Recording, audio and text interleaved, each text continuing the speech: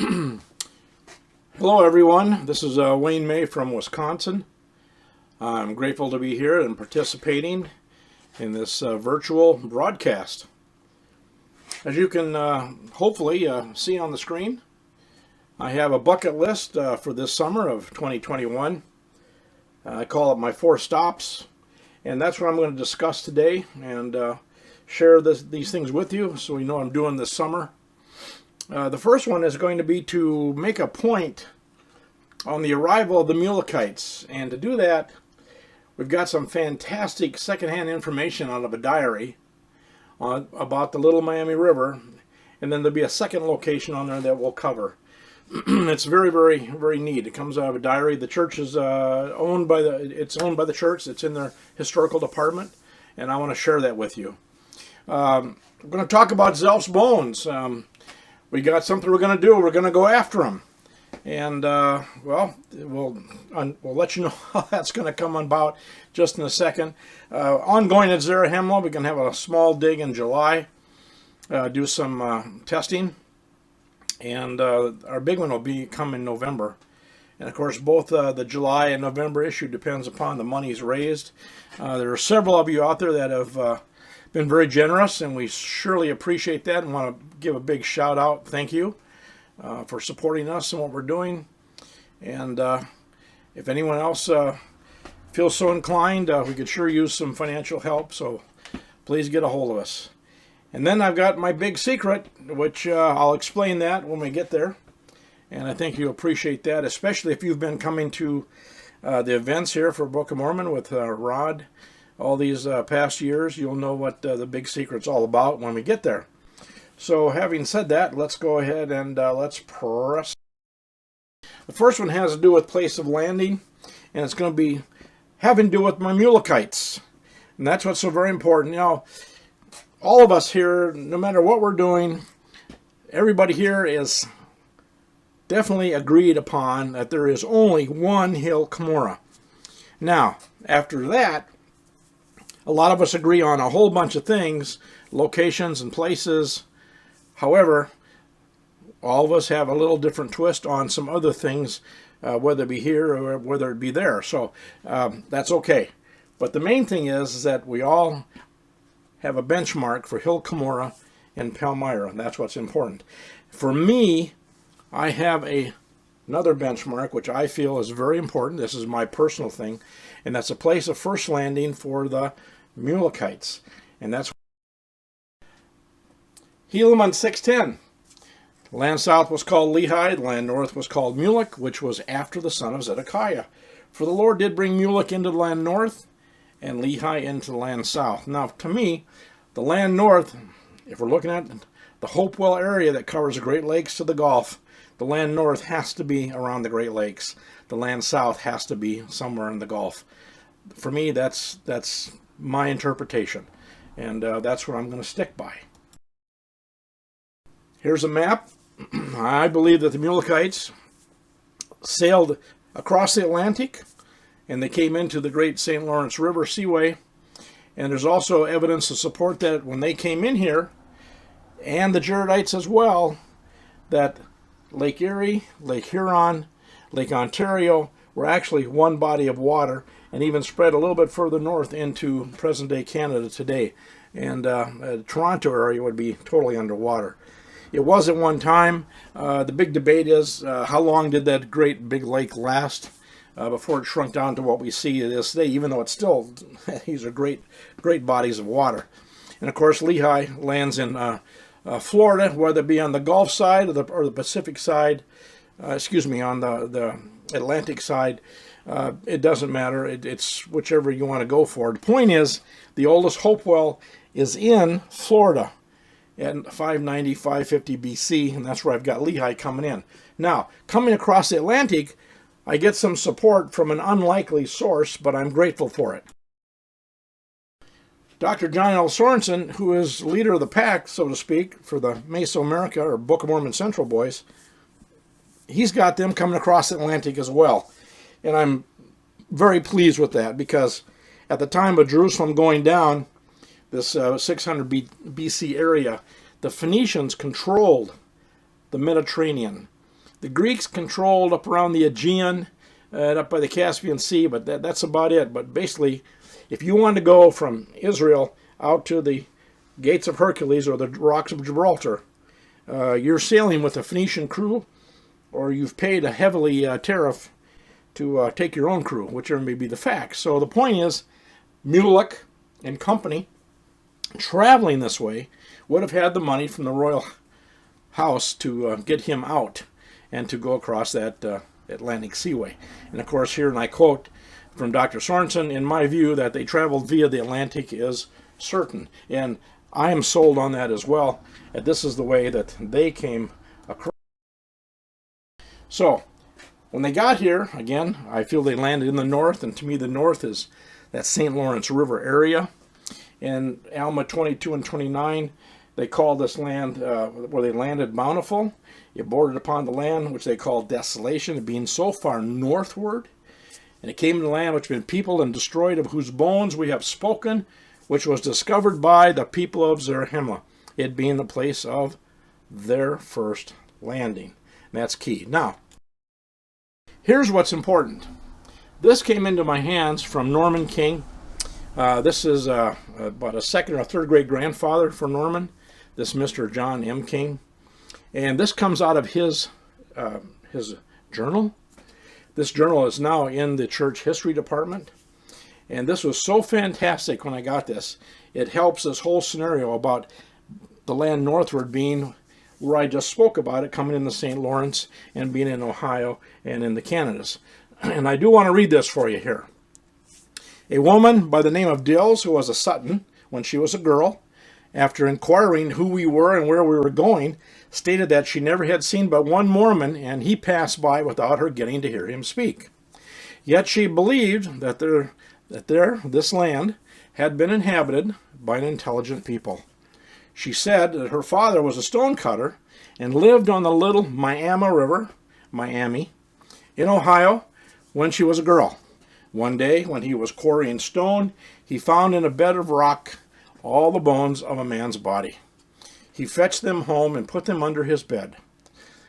On the following morning, he told his family that the man to whom the bones belonged had come to the side of his bed.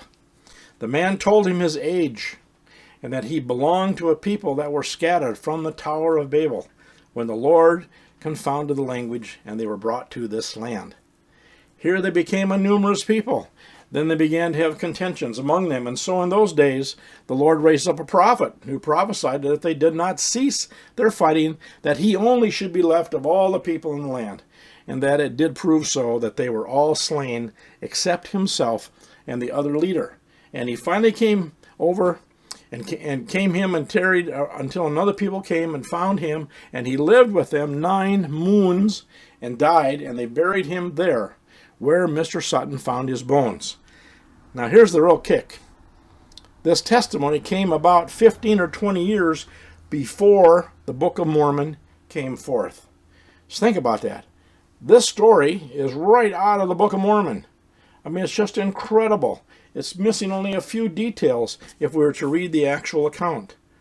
And yet here it is, 15 or 20 years before the Book of Mormon came forth. So let's recap this story. Let's look at the facts. Miss Sutton, whose name now is Dills, has never conversed with a Mormon. Her father told the bone story when she was young. A spirit visits her father where the bones are under his bed. Now, I don't know why a guy would come home and put these bones under his bed, but that's what he did. The spirit tells father his age. It's not given in the story. The spirit is from Babylon, where the Lord changed the languages. His people were brought here by the Lord and were numerous. Contentions were great among the people and needed to stop. The Lord raised up a prophet to warn them to stop the contentions. He and the other leader are all that would be left at the end. He would live to see another people who would replace him. After the 9 moons, he would receive a burial by the new arrivals. The new people buried him where Miss Dill's father found him. This happened about 15 or 20 years before the Book of Mormon was printed. Now, if the Sutton experience is accepted, because it is a secondary source, which all the journals are secondary sources, we've got them running all through the church in all kinds of stories and books written by our apostles in the church. So for me, there's no reason not to accept this. But nevertheless, I'm putting it out there so everybody knows. But because of that, if this is accepted, here is the additional fallout, which is support for a St. Lawrence entry for the Mulekites. Mulekites entered the North America via the St. Lawrence River would be certain. Coriantumr was found not far from New York, Cumorah, supporting again the One Hill, Cumorah. Staying for 9 moons and burying Coriantumr on the Little Miami River would make it, or Ohio, part of the land bountiful next to the land desolation. North of there, going into Canada, perhaps even parts of Michigan.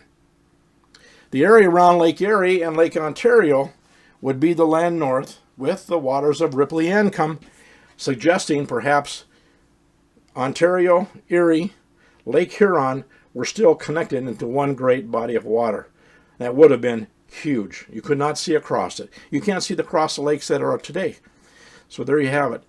This experience will support all of these things without any difficulty. Now let's take a look at the map. So here's Ohio, and we're going to look at here. Notice the all of the yellow spots with the black stars.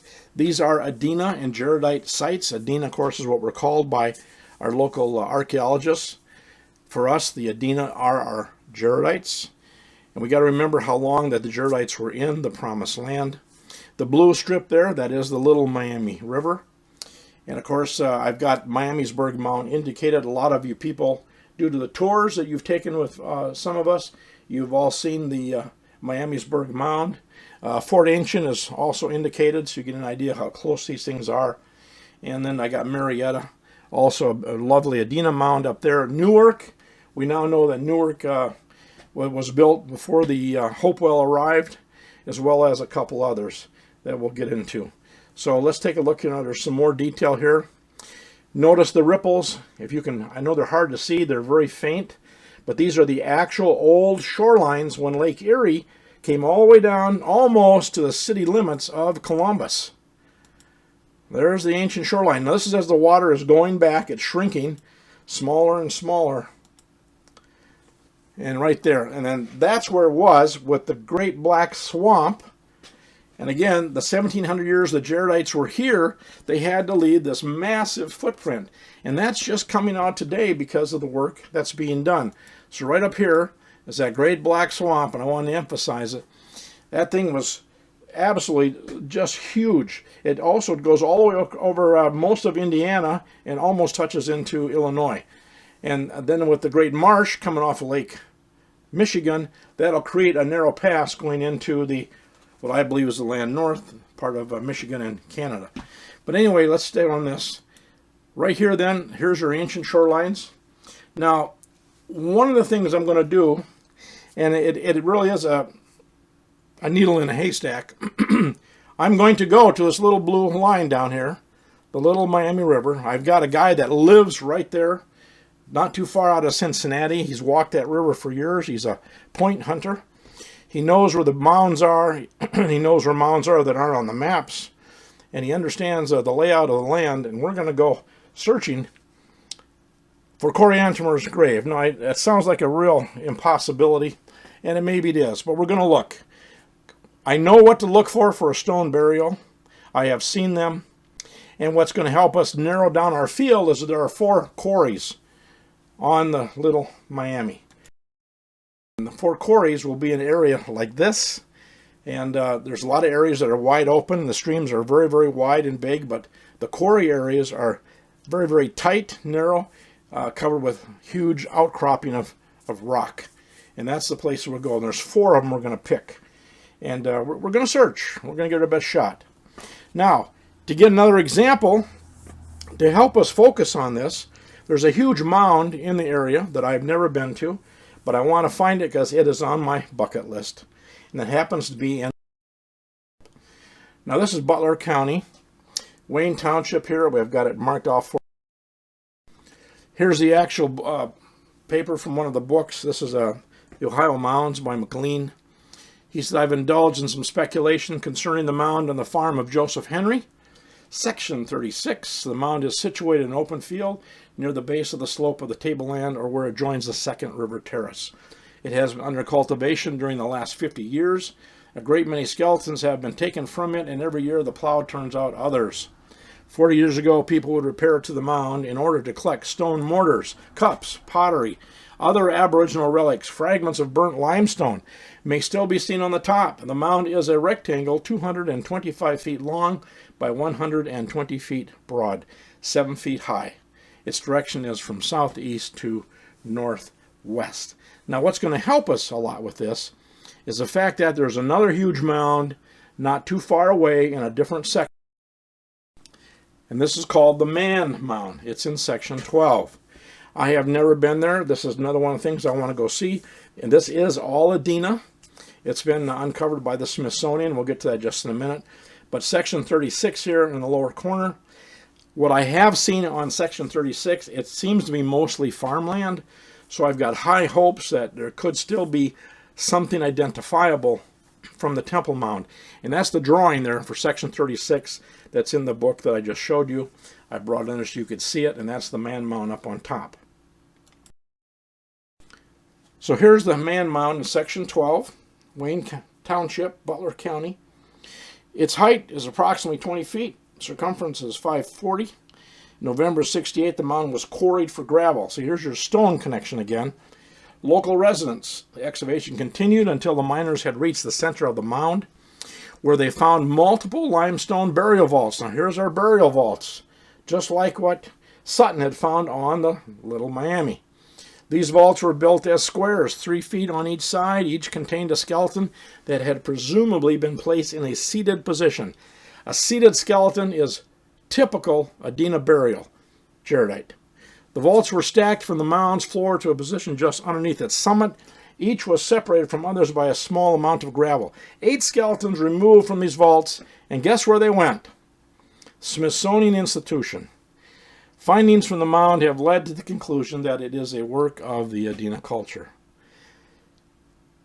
Looks like we got to go to the Smithsonian to see if we can possibly see these bones. I hope they can find them, because a lot of times they fluff us off and say they just don't know where they are. They don't say they got rid of them, they just don't know where they are. Zelf's bones. This is a real favorite thing. This is something we've talked about doing for a very long time, and by golly, this year we're actually going to do it. It's taken some efforts to put it together. You've probably all heard about the Zelf Mound. All of us have talked about it one time. So what happened was that I contacted a lawyer who's in charge of this area that we're going to get to in just a minute. And we set up a real good dialogue back and forth. So I had to share with him the story that I'm about to tell you right here. That on these Zelf bones that we talk about here so much, that when Joseph brought these to light, when he made this discovery, which by the way was definitely a revelation for him, we know that Wilford Woodruff was the one who put the bones, it just says bones, in his wagon, and they left on their way to continue their march to the state of Missouri. And then in so doing, that the men of Zion's camp gathered in Clay County on July 3rd of 1834, and this would be a ceremony. And at this time, the original plan was that Wilford was going to take all these bones and take them to the temple lot in Missouri. So you say, well, why the temple lot? Well, the temple lot, the Native Americans had been coming there for years, and they would bring a stone from their home area, and they just place it right smack dab in this area, which when Joseph first went there and marked out the temple squares on the corners, he found out that the mound was pretty much in the center of the temple site. And it was a big stack of stones. And the Indians had a tremendous experience there, which they called the Great Spirit. that this would be the final place for the Great Lodge, as they were told by the visitor that they encountered, which they called Creator. So this was a very important spot, and they also called it middle ground. So Wilford, he wanted to bury Zelf's bones in the actual temple site. Well, as you know, things weren't going too well at this time for the saints, and Independence would probably be the last place you want to go, because you probably get either beat up pretty bad or maybe even killed. It wasn't very safe. And so when they met here to disband Zion's camp, they decided that they would then bury the bones at the place where they decided to meet.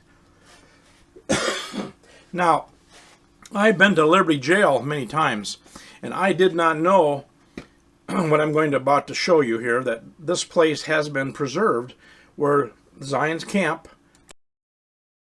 I was taken here by two of my friends from the RLDS community, Cheryl and Sharon, and this is Sharon, and it's about a 2-acre plot. It's all been fenced in. Money was raised by the local community and folks of anybody want to participate, Community of Christ, the RLDS, other groups that wanted to throw in, and maybe even some Latter-day Saints participated. But it was a group effort. And this 2-acre area was purchased, set aside, and a little monument was put up to commemorate the end of the Zion. This is Cheryl. As you can see, the fence here better. There are other burials in here, but all of them are unmarked except for one. And then this right here, of course, is the monument that was raised. Now, supposedly, according to bits of information from journals, somewhere within this fenced area, it is believed that the bones of Zelf were laid back into the ground. Now, the big hope from myself is that because if they were going to take them all the way into Independence and put them in the temple lot, that Zelf's bones had some reverence for the brethren. And then when they reburied them, they wouldn't have just dug a hole and put them back into the raw earth. That they would have wrapped them, who knows, in old cloth, a gunny sack, maybe even put them in a wooden box. Who knows?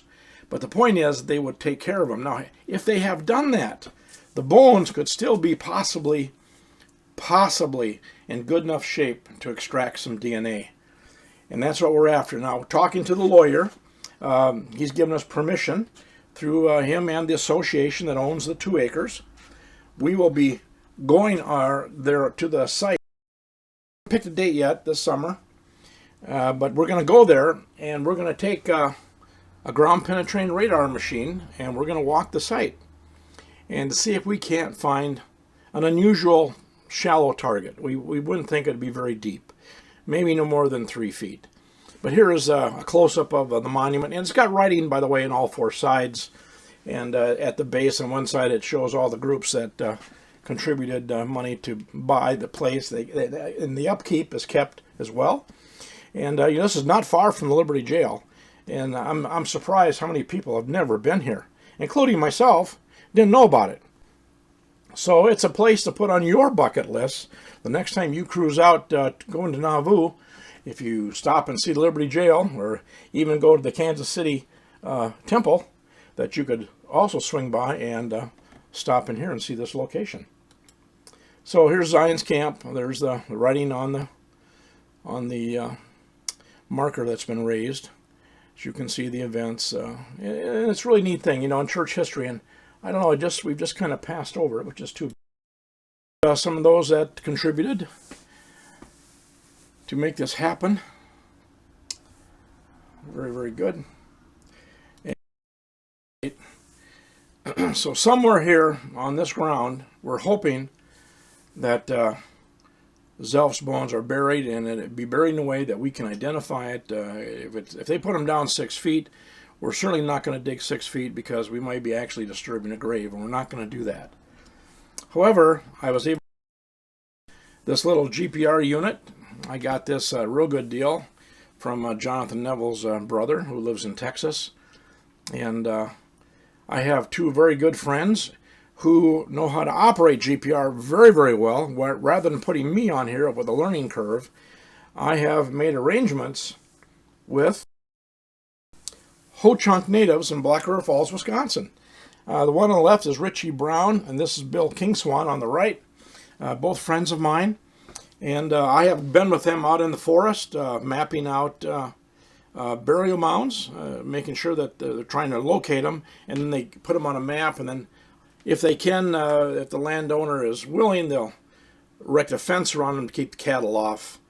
And otherwise, they're just making a documentation so they know where the burial mounds are for their people. And it's been really a fun experience to do. But these guys are very, very good. They're operators for the GPR unit. And so they've got the unit right now, and they are using it on some other sites that they're checking out. And when the time comes, I get a date set, I'll be bringing them down to Liberty in Missouri. And we'll be going over to the Zelf Mound site where the Zion's camp ended.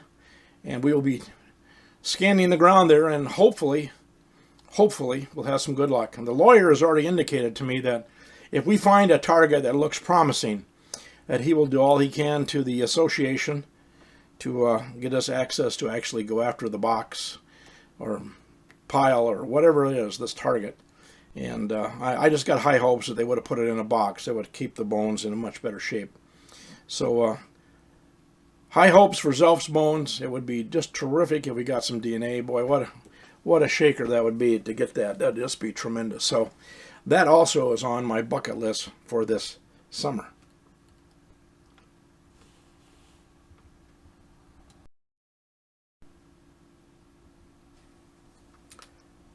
Searching for Zarahemla. Well, as you know, this has been going on for quite a while. It really started in 2010, and of course we've been going at it extremely slow because of the costs involved and just other factors. But we're doing all we can, and we've had a lot of success. We're very pleased with where we are. We would certainly. Now here at Zarahemla, this is the area that we're looking at here for the topography. And of course 125 and 3 is Joseph is commanded to build another city opposite Nauvoo on the Iowa side, and to call it Zarahemla. And of course in the Book of Mormon, Zarahemla is on the west bank of a major river. And so we feel that this very well could be the actual spot. And that's why we're here searching. The locals that live there, as you can see that semicircle there where it's gouged out, a long time ago by the floodwaters of the Mississippi. I mean, we're talking many thousands of years ago. That area is not flooded in a long time because of the elevation it's at. But they call it the bean. So when we talk about it, when we go there, we always refer to the bean.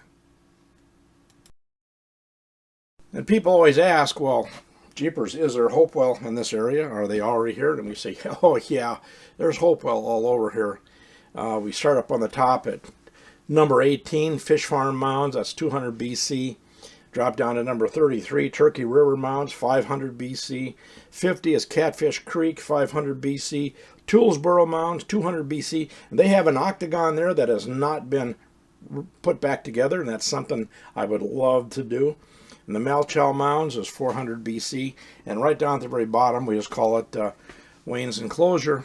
And that's where we're doing all the work. The red star represents the Nauvoo Temple. The green star represents our site on the opposite side on the west bank of the Mississippi River. So, is there Hopewell in the area? Oh yeah, a lot of Hopewell. Very, very thick. And so there's no problem. We know they were here, so the timeline is right. They were definitely here. And that's why our search has really gained a lot of support, because of the work here that's already been done by the local archaeologists. But there's more. In Ohio, there are some rare things. Actually, there's 3 things that are extremely rare. Finding gold in a Hopewell burial, it does happen, but it's very rare. It doesn't happen a lot. Or let's put it this way. When it did happen, when they were being opened in the early 1800s, those items were pocketed. They're gone. But some of it has made it to the museums. Peabody has several. The Peabody Museum, several gold artifacts out of Hopewell. But otherwise, overall, you don't see much. But now these two items here, this is called platform, effigy platform pipes, the frog and the hawk. When you find an effigy platform pipe, you are picking up a piece of Hopewell artifacts. And those Hopewell artifacts, these particular ones, are highly collectible. They're rare, they're hard to come by. For some reason, most of them that we find have been broken, smashed. And you get them that are fairly easy to put back together. That's really a godsend. Some are even whole.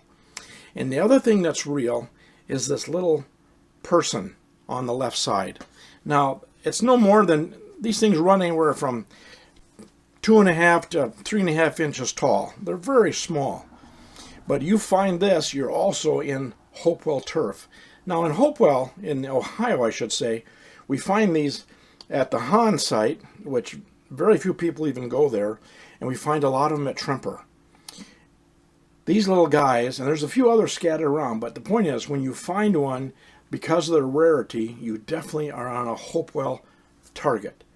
And so the thing is, when you go into Iowa, we also find things like this as well. That's what I want to show for a comparison. Here in Iowa, we have these two platform pipes. The duck one, excuse me, is out of Illinois. The bird is out of Iowa. And then also we have two that are classified in the controversial area because they're not supposed to be in North America at this time. But we find platform pipes that are elephants. Now this just flies in the face of archaeology. Elephants are supposed to have been gone since like 9 to 10,000 BC. Yet these people know what elephants are because they're carving them. So therefore, modern day guys say, well, they have to be fake. But then we also find elephants on our effigy made out of land mounds made out of earth. So these guys knew what elephants were. And we find bones. We find bones right next to Hopewell burial mounds. And that's all been documented. So as far as I'm concerned, some form of elephants were definitely here. Now these two are a little different from each other. And they talk about different in the tusk and different in the tail. And but there they are. And these both come out of Iowa. They're at the Davenport Museum. And you can see them there. And oftentimes you have to ask to see them because they're not on display. They don't want to put them on because supposedly they are fake. Now just for, I want to show you what was found over by Joseph Smith. This is, for those of you who have been to Nauvoo, you'll recognize this is his red brick store. And right there to the left, they were going to run a new wire over to the farmhouse, to the log cabin, which is off to the left. And so digging, they ran into a burial mound that had been flattened long ago as they head toward the Smith Cemetery. And out of there, guess what they found? This beautiful cardinal Hopewell effigy pipe. So we've got effigy pipes in Iowa. We've got effigy pipes in Ohio. We have effigy pipes in Illinois, all on platforms. And these are Hopewell. So the Hopewell people are here. And it's very, very dense. And that's what it looks like. That's your Ohio one. And there's your bird there for Illinois. Hopewell. I wanted to show, excuse me, this here is just below Keokuk in Missouri. But again, this guy is only about 3 inches high, maybe even 2 3/4 inches. Excuse me. But this is a drawing of what it looks like on the back and the front. And this is identical to what we see in Ohio. And I'm going to drop one here right next to you so you can see it for a comparison, the one I just previously showed you. Now look at this. Here comes the one from Ohio, and this is from the Hahn site. Or excuse me. Yes, this is from the Hahn site. Now look at the arms. Look at the right arm on the right side as you look at it, and look at the left arm. The pose is the same. The breasts are the same.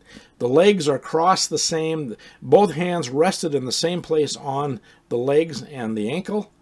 And the only difference is the hat that he has on his head. The one on the right does have earrings. The guy on the left, he's got a hat on. You can't see if he has earrings or not. But that's the only difference. But again, it shows they're the same. The same. And that's what's important. So to show that the Hopewell from Missouri, Iowa, all the way across to Ohio, they've got similar to same artifacts that they're in use with. So there's your Missouri and there's your Ohio. when we were to begin our scanning, we went around and we knocked on doors, and we got permission to go through, oh golly, over 800 acres. I think we ended up close to 300 with the actual scanner that we rented from Germany. And we labeled, numbered the fields here that we wanted to go to. Number 1 is our proposed temple site that is directly across from the Nauvoo temple. If you go through 1 to 4 and go across the water, you'll hit Nauvoo. And these are the places that we worked. We didn't get to all of them. We only got to a few. And we used this thing called a Census MX V3. Here's one in operation. It goes pretty good, anywhere from 5 to 10 miles an hour. And it takes a 16-foot width. And it shoots, lays down a tremendous amount of data points. And that's what we work off. And then it goes deep into the earth to show we can find circular houses, we can find square houses, we can find fire pits, we find just targets of ancient debris, trash fields, whatever. But that's what we're looking for, because that's where we want to drill to go down and to find carbon, hopefully, and to start getting some dates. That's what we're after. Now, when we do all that, like the areas here that are circled, most of these are good targets. Some of them are not. The zigzag lines, if you can see those, that's called a lightning strike. The multicolored, that's no good. The pipeline also shows up multicolored. Of course, that's today, obviously. And then we've got possible roundhouses up there.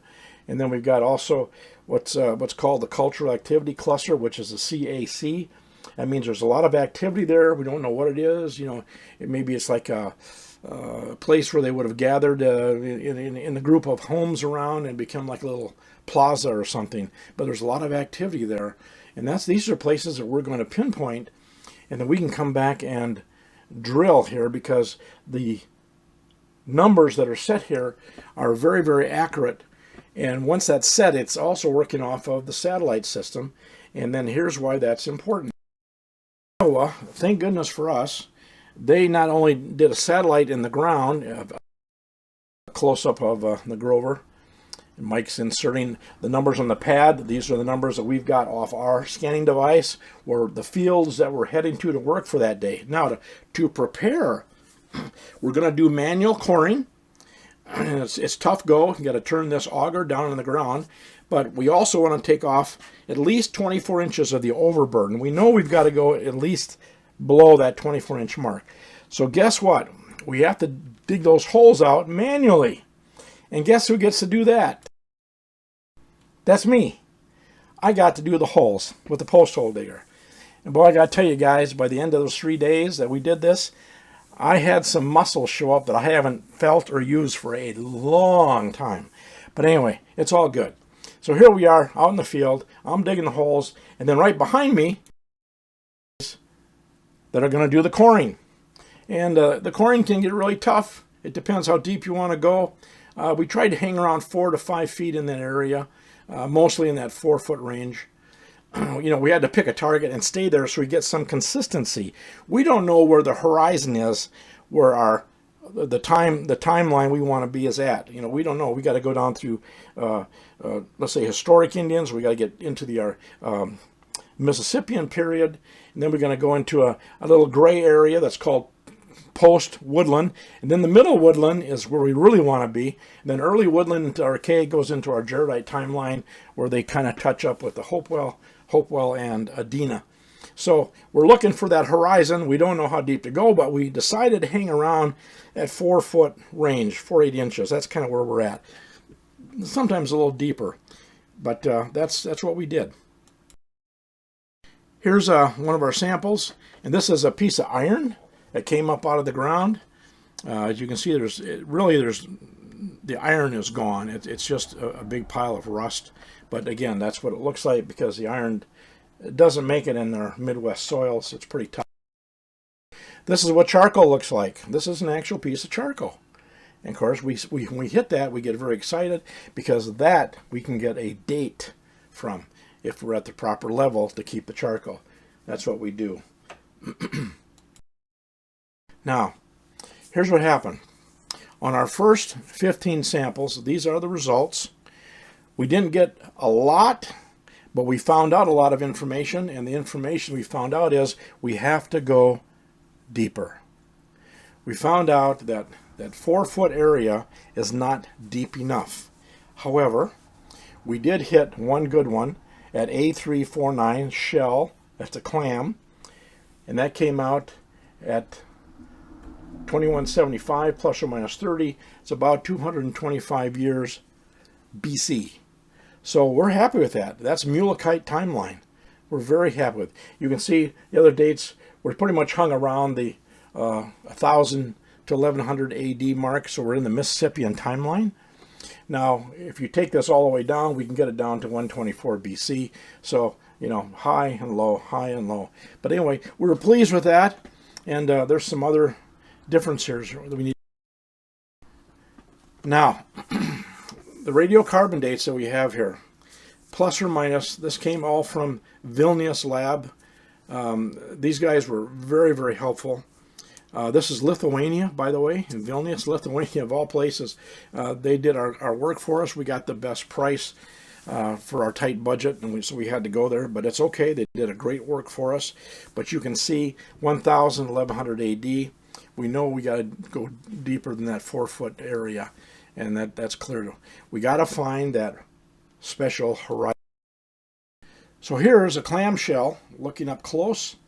Now, we found out right away, we hit the clamshell, and we were very excited because of the date.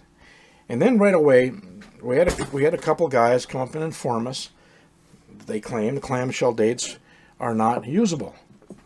And we said, well, how come? They said, well, because clams, if you're out in the Mississippi or the Missouri or the Des Moines River, a big fast-moving bodies of water, they're cutting through limestone. And clamshells, being in water that's full of dissolved limestone, will absorb that limestone, and that limestone will give them a bogus date that will throw you off. And so therefore you can't tell really how old it is. Now, we also found out that clams that come out of fresh water, according to the state archaeologists of Iowa, they do use them for their dating. They use it to at least set the stage for their area, and he said they're probably never off more than 50 to 100 years at best. And where do you get clams if you're an ancient man? Are you out in the fast-moving rivers of the Mississippi or the Missouri or the Des Moines? No. Clams do not like fast-moving water. They're up the small freshwater streams. That's where you go pick your clams up. You can get a pail full for dinner, just walking up in ankle to waist deep water and finding clams along the shoreline. They like fresh water, and they like slow moving water. They like a little movement, but it's got to be slow. And that's how they get around. So then we found this fellow here. Myths regarding radiocarbon. Now this is for shells. Here's the myth, number 3.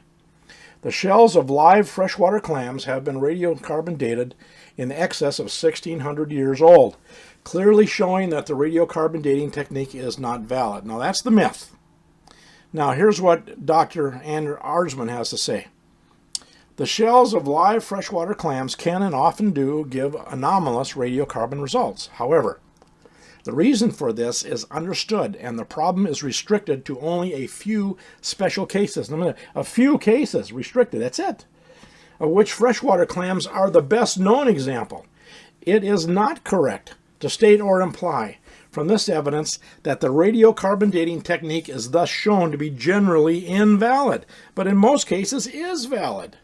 The problem with freshwater clam arises because of their organisms derive the carbon atoms which they use to build their shells from water in their environment.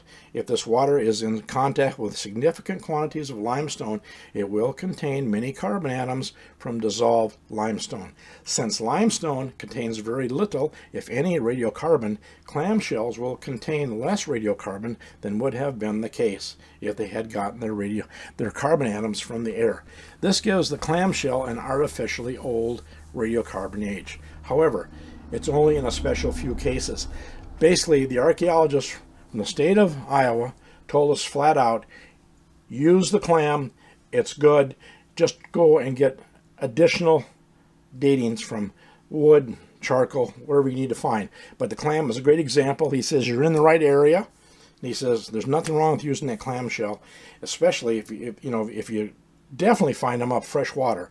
We don't know where this came from. We don't know where he was picked up.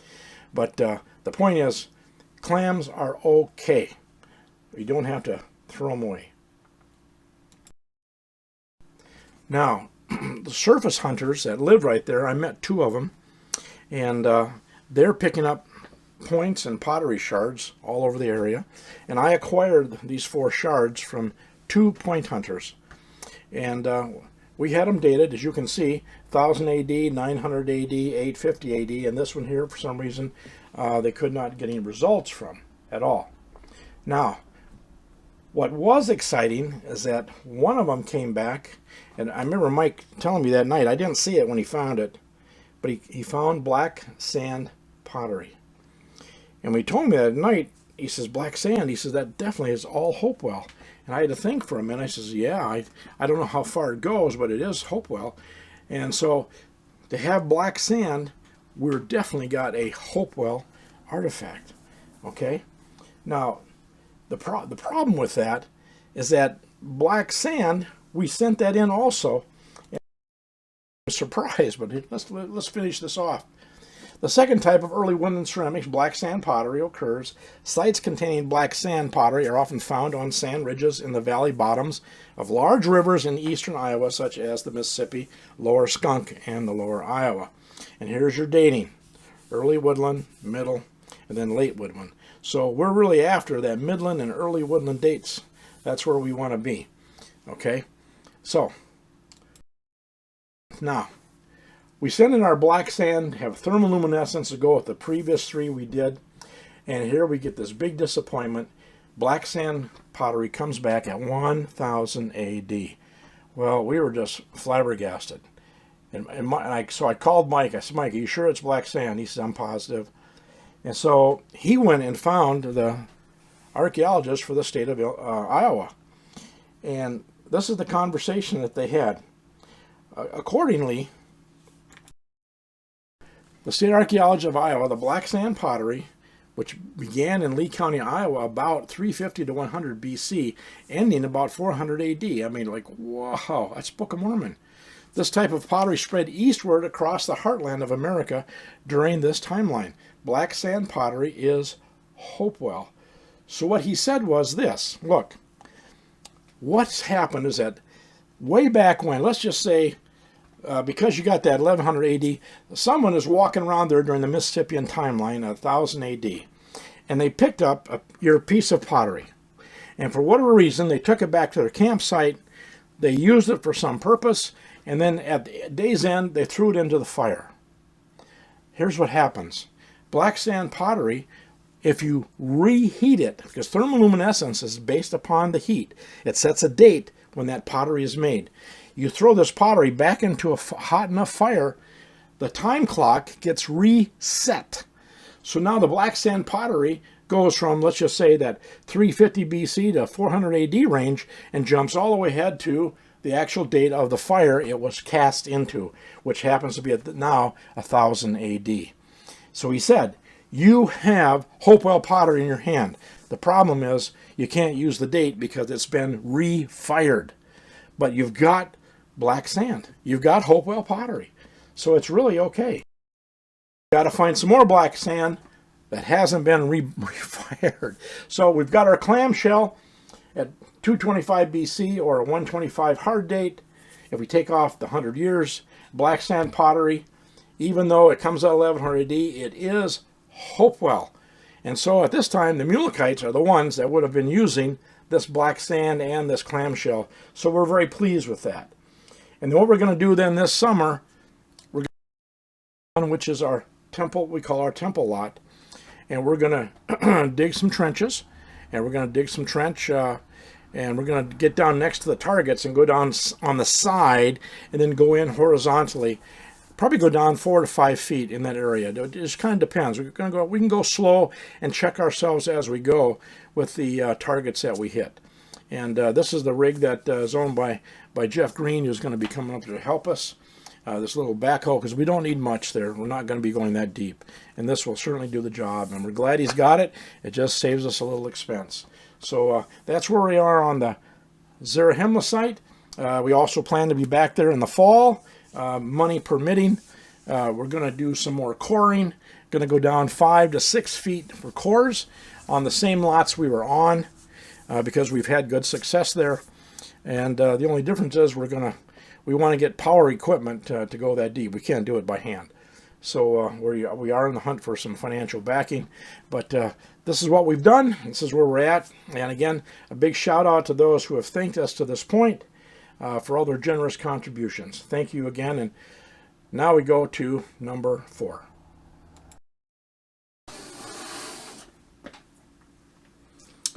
Okay, here we go. Number 4. The big secret is I never stopped. So the question is, what am I talking about? I'm talking about Burroughs Cave. I started this adventure very, very early. Very early. And when we finally wound things up in 2006, because I had to stop, I lost my permit to be on the site that we had worked so hard upon due to 2 people who got the landowner very upset. We had to quit. And in so doing, everybody thought Burroughs Cave was done. And I let it be done. I basically went dark. And the reason I went dark, after going from 1988 to 2006, I couldn't let it go. This was the first stone. I've showed this many times before, but this is the first thing that I saw from Burroughs Cave. A man with an Egyptian headgear, a uraeus on his head, and it was made not in the Mediterranean, but it was carved out right here in North America. And I have been on this hot and heavy. And the reason again for that was just to help and to secure this site. Got close to the guy who found it. He helped a lot, and then he wouldn't help, and he helped some more. And he said he was going to reveal the location so that we could validate all that he had found. He had found much. Over 4,000, perhaps even 6,000 artifacts came out of the cave. But he didn't own the land. The landowner did not know he was there, so he basically milked the cave. And he was trespassing, of course. And when I saw these stones, which he called the Jesus stones, this is what really hooked me in. Number 1, at the very top, what do we see? We see that good old mystic symbol. The mystic symbol in Illinois will now connect with the mystic symbol in the state of Michigan. The state of Michigan's artifacts, another story, where they've all been deemed fake or fraud because it showed images of the Old Testament, and again showing Native Americans in opposing battles with another group of people, and they just said it just didn't happen. Nobody here before Columbus, and it just, on and on. But I couldn't let it go because of this. But I feel this is definitely an image of Christ. That's what I feel. And so here we go. Also on the Michigan tablets, through the work of David Allen Deal, we have identified this mark to be translatable as Son of the Right Hand. Of course, Son of the Right Hand is Jesus Christ. Son of the Left Hand is Lucifer. People had a hard time with that, thinking that God could have a good son and a wicked son, even today. And for that very reason, that's why that whole story, at the time the Nicene Creed was taking place and coming together, and the big meeting of Nicaea, and deciding which books would become canon and which ones would be thrown out, the whole idea that God could have a wicked son, that was pitched out. And so that idea would not come forth again through the gospel, except for a little bit of the Copts that kept it alive, which hardly anyone knew about in Egypt. But it did come through in the Book of Mormon with Joseph Smith, and reestablishing the God of this land and talking about Jesus Christ. So here we go. Stuff from the past, resurfacing to support the stuff that claims to be new in the future. So with these stones, these Jesus, here we have again another fine example. We've got here, this is the mystic symbol here at the top. And you've got there, the first time I saw this, wrist sign. Look at that. Look at the left hand. It's got a hole right on the wrist. Wrist sign. Just don't talk about that. And then again over his head is son of the right hand. And then here it is again, very clear. There it is, son of the right hand. And right below that you've got the sign for son of the right hand. And then you have the three crosses that represent crucifixion at Calvary. And that's the Burroughs Cave script. These stones here does not prove Book of Mormon, but for me it proves that people had knowledge in North America of Jesus Christ. And that's what's important. That's been my drive to hang on to this cave. And I had to go dark after '06 because of all the bad publicity we had. It was extremely difficult. And when I stopped at '06, the very earliest of artifacts, what I call the small artifacts, was purchased by Thelma and Sherman McLean, and they are both deceased. And here we go. I got them from, I visited with her son, Robert. Robert, and with him, I was able to acquire a good deal of the artifacts. I didn't get all of them. I got a pretty good pile. Here I am in Olney, Illinois. My last trip down there, and these are the earliest artifacts that came out of Burroughs Cave that I was able to acquire. And to me, these are in really good shape. I am totally convinced they're all authentic. Now, some later pieces that came out with Mr. Burroughs, I have some questions on, and that's something I won't address today. But anyway, what I'm going to show you is that now, starting in 15, 16, and then 17, and it really came to fruition, let's see, November of 18. November of 18. I knew there was a man who had first-hand knowledge of the cave, that he had actually helped Burroughs in and out of the situation of removing artifacts. And out of the clear blue, this man called me up, and he said,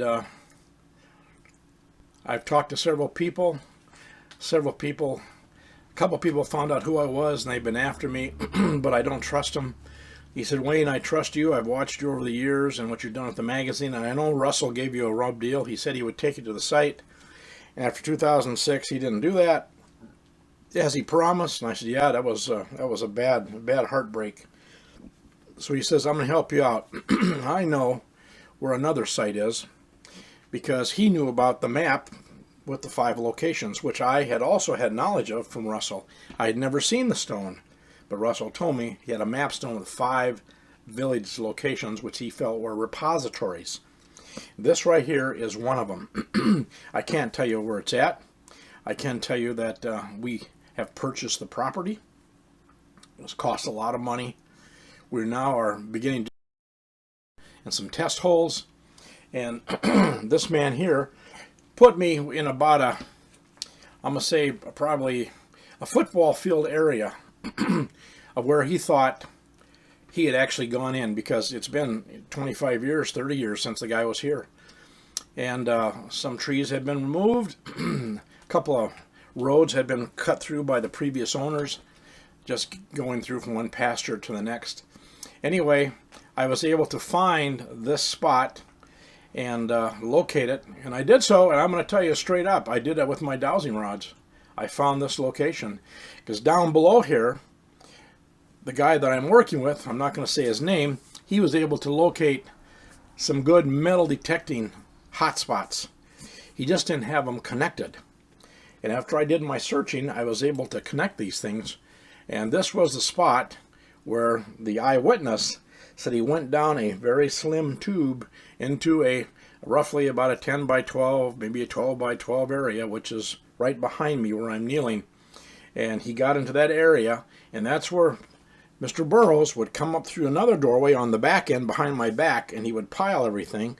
and then this guy would take it up the rope, up the tube to the surface, and then of course it would be. So here I am showing the spot. This is a friend of mine who is also a dowser.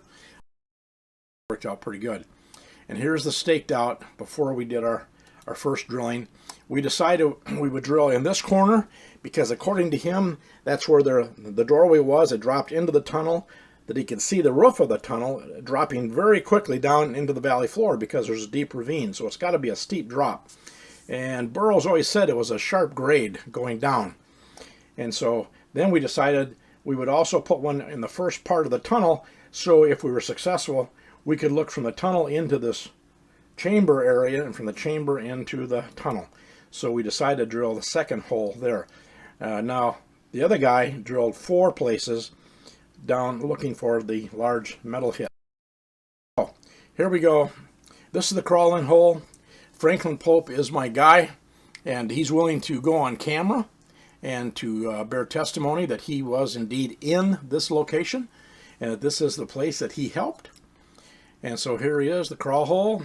That's the room that he got into, and that's the tunnel leading down to the big hit area, which is off to the left by my partner. And that's what he does not see, so we don't know what's down there other than what we have from Burroughs' own story. And then I found these 3 rooms, crypts, burial, and then I put my friend on the other side, and he identified those, and then we both validated each other's work, again, using the dowsing. In comes our driller. Now, my partner didn't have any faith in the eyewitness guy. He thought he was just, just full of you-know-what, and he didn't put a lot of faith and trust in him. But I got to tell you, we drilled the first hole on that crawl hole area, and we got down to 40 feet. We put another 20-foot length on, and at 51 feet, it broke through, and it dropped. We watched it drop, and dropped about 10 feet. So we knew that that room had a 10-foot stand. That's about what he said it was. And then we did the second one on the doorway, and we also hit that, and that fell through also to about 62 all the way to the bottom. So this is looking down one of the holes all the way to the bottom. That shiny reflection down there is off. There was water running on the floor a few inches deep, and that's reflecting back from our camera and our lights that's down the hole. This is down about 61 feet into my camera crew doing their work with the camera. And this is my dowsing buddy here, checking for heights, everything.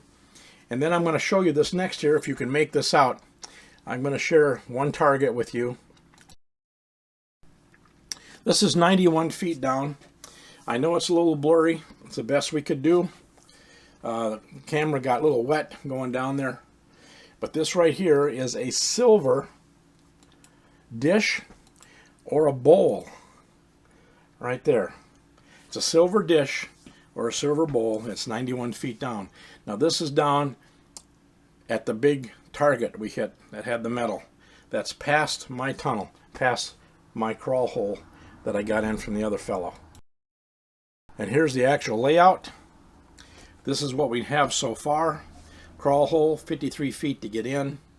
Now this guy to the right looks kind of spooky. We're in the tunnel and we're looking back into the room. And that thing there is not part of the tunnel. It's standing erect, and we don't know what the heck that is. It's really bizarre.